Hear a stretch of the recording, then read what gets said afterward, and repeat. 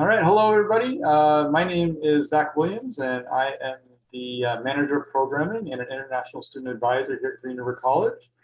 We really welcome you today about our major Mondays dealing with the major of economics. As some of you may know, I advise business majors and econ majors for our international students with last names A through L. And I'm going to go ahead and let our other guests introduce themselves now as well. Alan, do you want to go ahead? Yeah. So my name is Alan Nguyen. I'm also one of the other international student advisors. With it being such a popular major, we split the responsibilities up between Zach and myself. So I take students with the family names M through Z for business and econ. Great, thanks, Alan. And Sam, please introduce yourself as well. Hi, everyone. My name is Sam Lay, and I am econ faculty at Green River. I'm coming on to 10 years teaching at Green River full time. So glad to be here. Awesome, awesome. Sam, well, we really appreciate you being here to answer all these questions that we have about the econ major. So we're going to go ahead and dive into it. Our first question that we often get is, what is the econ major and what exactly am I studying? Yeah, that's a great question. I think that's one of the things that a lot of students have when they sign up for an economics class, right? And I think one of the things is that in economics, we are trying to help students learn to develop a way of understanding and thinking critically about real world problems. And particular problems that we want students to be working with is dealing with limited resources. And so this is a big crossover in business, right? In business, you got limited resources, you got limited, let's say, workers, and you got all these things that are competing for your resources. And how do you deal with this? And so we see a lot of students, in econ going into business, but that's not only, right? Because in governments, in nonprofits, in a lot of other areas of society deals with these similar fields. And so what that means is that in econ, you're going to learn a lot more versatile and looking at a lot of these issues that are across the board there. The bottom line is this: what econ majors do is that we want to prepare students to identify, understand, and then tackle some real world problems in all kinds of settings, right? And so that's kind of the idea there. Would I wonder if another name like a resource engineer, would that be kind of a... Yeah, so engineers also take econ classes to kind of help them understand how to deal with limited resources, right? In terms of, both the physical and then the demands, right, of that, right? So building a bridge or doing that, right? It's like you want to have as much money as possible and build the perfect bridge, but you're not, right? You have a budget. How do you build a bridge to get people from point A to point B without falling, right. And meet your budget meet the budget that's given to you there. So yeah, it is an economics problem there that they have to deal with. Mm-hmm. All right, thanks, Sam. Another common question that a lot of our students that are interested in asking, what kinds of jobs can an econ major expect to work in? Mm-hmm. Yeah, that's another thing here. And I think that's one of the great things is that in economics, we don't limit students to a particular field or particular job, right? It all comes down to students' interests. And so, we see students go into all different types of fields, from government to you working for businesses, for tech companies, and banking and education, nonprofits across the board. And so I'll give you some examples of people who have econ majors who are working in the real world, right? So for example, Warren Buffett, he was an econ major and head of, a very famous investor. Sam Walton, head of Walmart, was an econ major, right? So those are some known figures in this. Then so we also have people in government. George W. Bush was an econ major at Yale, right? So he's there. We have Sandra Day O'Connor was an econ major undergrad at Stanford, and she, lawyer. We have people going to law and Supreme Court justice there. And then what about sports, right? Sports. Bill Belichick NFL head coach there, econ major. Jeremy Lin was also an econ major, right? So all different types of people, and so it doesn't really limit, right? And so I think that's one of the good things is that economics teaches you a way of thinking that you can approach all different types of fields, all different types of jobs, and be successful in that. And that's really important, I think. Mm-hmm. Yeah. Very cool. Okay. So that's very cool. It sounds like there's a lot of ways to go with it. But maybe I'm going to ask you a question more about getting into it. So I'm a Green River College student. I'm thinking of doing econ. What Green River College classes should I take that are going to prepare me for a transfer? Students looking to transfer to a four-year school to finish their econ degree. What classes should they be taking at Green River College? Yeah, definitely. So if you plan on a transfer to a four-year institutions, you definitely need to take the Economics 201 and 202 courses, which is Principles of Micro and Macro. So those are the basic level in courses there. Along with that, I strongly suggest students take a lot of math courses. So what I mean by that is finish up your calculus series there, do as much as possible in that. Take statistics. That's also very important. So finish with that. And the reason being is that in upper division econ courses, starting with your econ 301, 302 classes there, intermediate and a more advanced, you'll be using calculus a lot. And along with that statistics. So you need to have that. They require you to have those tools to be able to work with that in those upper division courses there. So that's going to help you be very successful. Another one is I strongly suggest students also take some, basic computer programming classes, some IT classes. And the reason being is in econ and kind of upper division, you'll also be working with a lot of data and manipulation of data. So you'll be working with different programs. And so just having that basic understanding of programming language will translate really well, so that when you're asked to write a little program to run some data there, you're not going to have to go back and relearn, going from point zero there, right? And so all of these things will help students there. And then, all these programs will look for students who have taken those requirements there, and that's going to be that indicates that you are well prepared to be successful in an econ program there. Mm-hmm. Awesome. Thanks, Sam.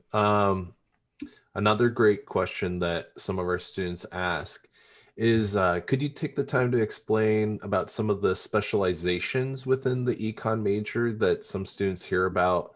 So I know you may have touched on this a little bit, but business econ, economic theory, social economics, labor economics, etc.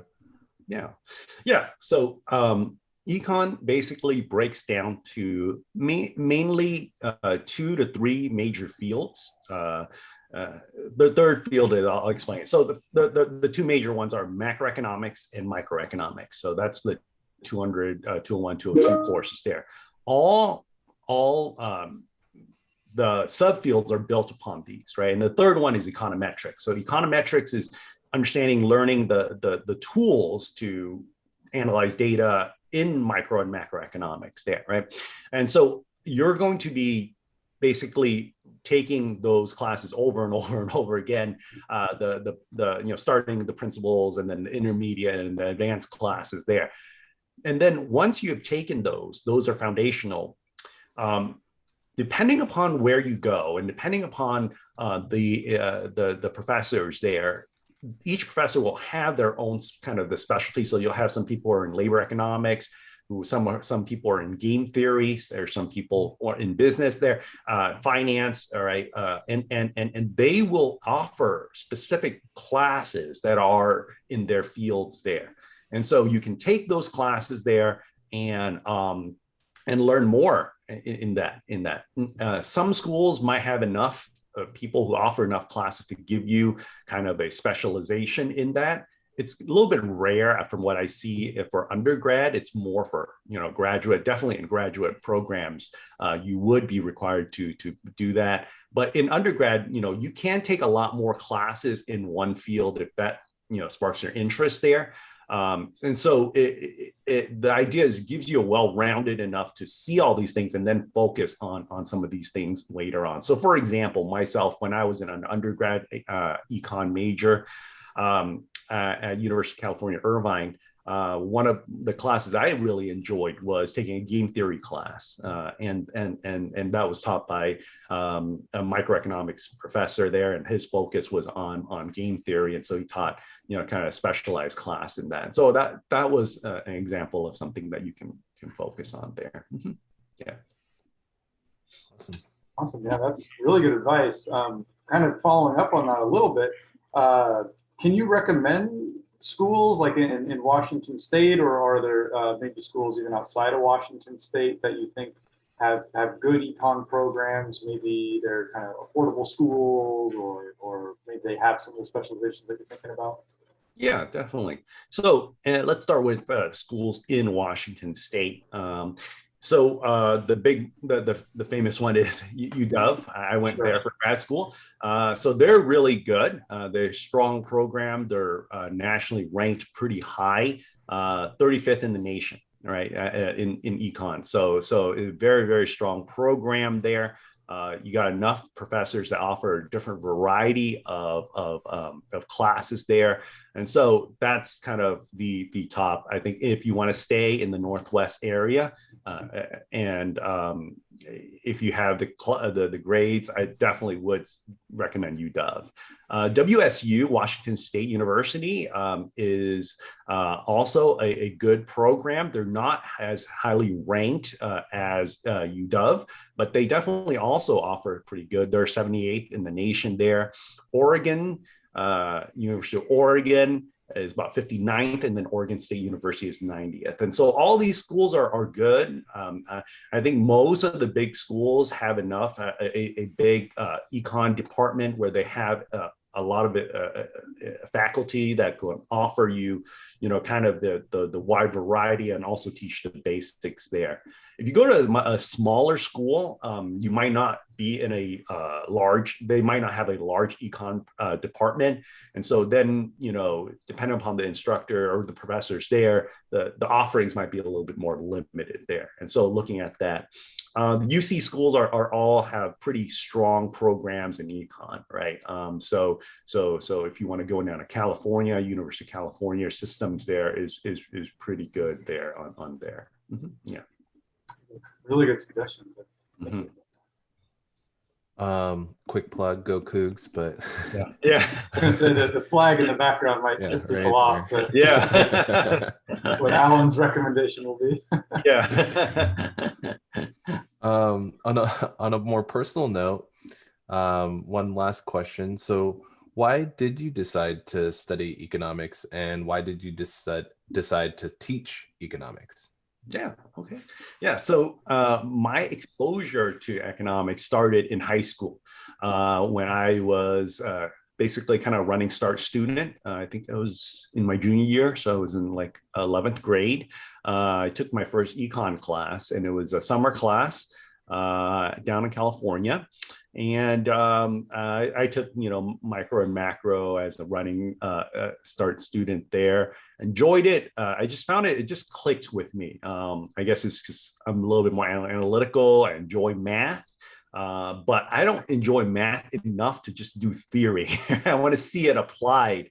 And so economics gives that application, right? You learn the theory, but then how does that apply to real world data? And does the model that you create actually work in the real world? And you can, work backwards and forwards to test that. And so it kind of fits right in there. So that's kind of where I'm coming from in terms of my interest in economics. And as we're teaching, I kind of started to teach more in grad school, so TAing and then teaching my own sections, and then that's how I developed my passion for teaching economics there. So very first reason why I like to teach is because it's a selfish reason, is because it helps me understand economics better, right? We all know this. If you want to understand something better, teach it, right? Because that will force you to learn it a lot. And I enjoy the field. I'm always looking for new things there. And so teaching kind of like makes me always learn every quarter I'm learning new things there. And so I have a passion for it, and I want to learn something new, and teaching, is that venue there. And then teaching allows me to share that passion to others, right? And so teaching shares that passion to my students there. And then finally there, I really want to find a job that just doesn't just pay the bills. Paying the bills is important. I recognize that. An econ major, I know it's important there. Money is important there, right? But I also want to change lives, right? And I think that economics is important. It's not about just learning a bunch of theories or anything like that, but it really, I hope that students who come to a good econ program, and hopefully my class is there as well, is that teaching a way of thinking there, right? It's an alteration of the way of thinking, like planting the seeds of how to think about these difficult problems that we deal with more and more in the world there. And so it's transformative, right? And so I believe teaching is transformative, and that's why I want to be in a job that pays the bill, but it is also very, very transformative as well there. So that's the reason why. Awesome, that's great. I'll just plug a little. I agree with you, Sam, 100%. I little known fact, I was an econ minor. So I took the 201, the 202, and then a little bit of the upper level. And I agree with you 100%. It was a great way. I'm also a very analytical person, enjoyed math, and really found like this was a way to go, oh, this is how all that math I learned really applies to the real world and some of these real problems. And so I would second that 100%. If any of our students feel like that, like you're an analytical person, you enjoy math, but how am I going to bring this to real world? And how am I going to make solutions out of this? Econ, definitely, I saw that 100%. Yeah, definitely. Yeah. And so I think the thing is that, your passions and your interests will change, right? And I think even with being an econ major, as careers progress there, you can switch careers and still be successful because in that way. So you're not really like having to, I'm stuck in this because I was an econ major, right? So that's really cool things. That's great. Really appreciate it, Sam. Alan, do you have any final questions or comments? No. Okay. And Sam, I would definitely want to leave it to you. Any final words of encouragement or final comments? I think, I think I'm more than happy to talk to any students who are interested in the field or just chatting about econ or things that you see there. I'm more than happy, and I really encourage you just to jump in and take an econ class. Right? I think that's the best exposure there, and then from there, right. Part of going to college is exploring, right? And so learning new things and exploring, and I hope econ would be a great fit for you. But if it doesn't, at least you know what it is, right? Definitely. That's a good point. All right, so our students can find you in Class Finder, look at the econ classes, Samuel Lay. And can we plug your email address just in case if students wanted to email you a question? Yeah, definitely. Yeah, SLE@greenriver.edu. Yeah, SLE@greenriver.edu. Okay. Sam, really appreciate you taking the time answering these questions. I think our students are really going to get a lot out of this. So thank you so much. Okay. All right. Thank you. We'll see you later.